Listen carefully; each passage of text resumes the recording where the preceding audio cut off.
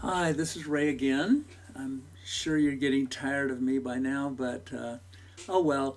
This is the sixth in a series of videos on the website, and it's a tag into the admin side of things where you had a chance to look at the back end. This is back to me being logged in as an admin for internally for the site using my username information and my categorization as an admin for the site. And you'll notice again that admin shows here. And I think that's the area that I wanted to show you now is something that we really didn't have time, to look at. And one of those, well, let's just take a look at the admin site straight on here. One of those that's really important is called post data to the site.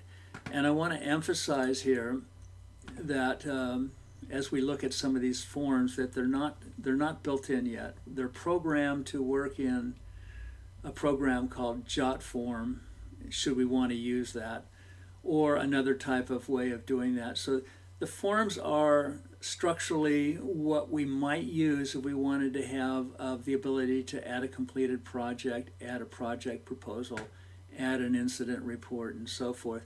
So let's just take a look at a project proposal. My guess is that probably there are a lot of projects that you're going to have that you might want to add for, say, this spring. You might want to add a major brushing project that you did on Valley View Trail or so forth. If you're in the Montecito area, something like that.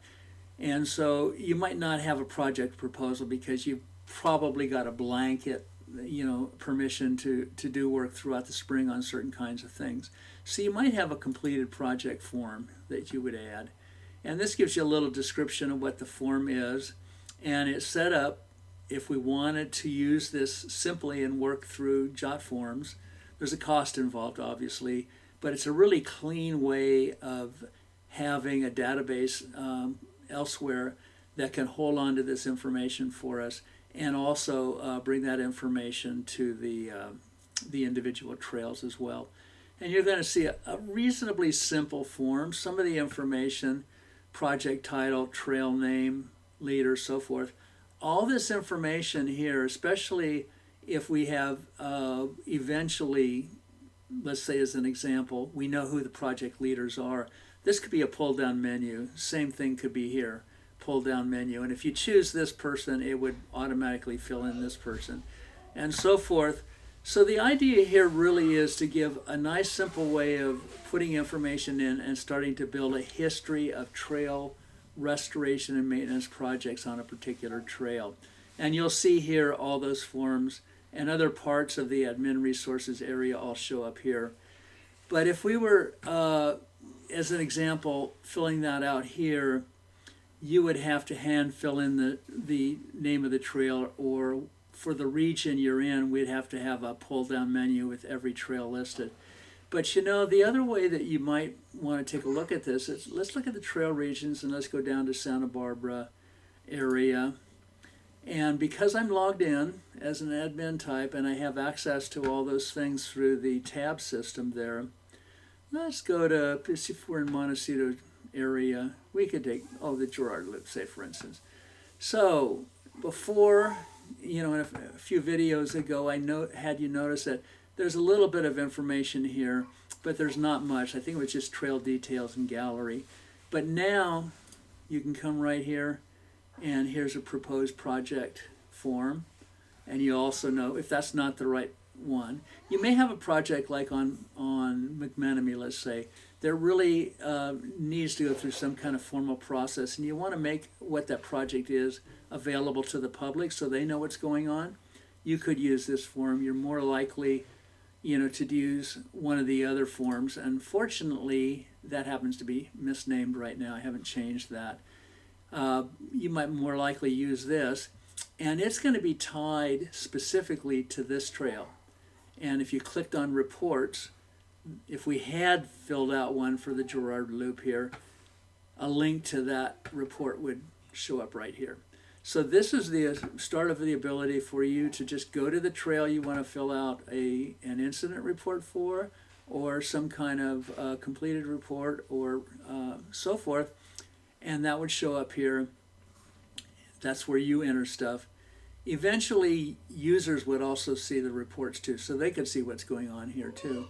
And one thing that that I didn't mention, when I was looking through, one of those forms there, is think about this if you're filling out a completed project form, and let's say it's Brian.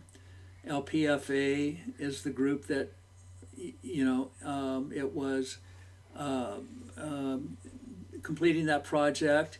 The region was, let's say we had subregions, Montecito, and so forth.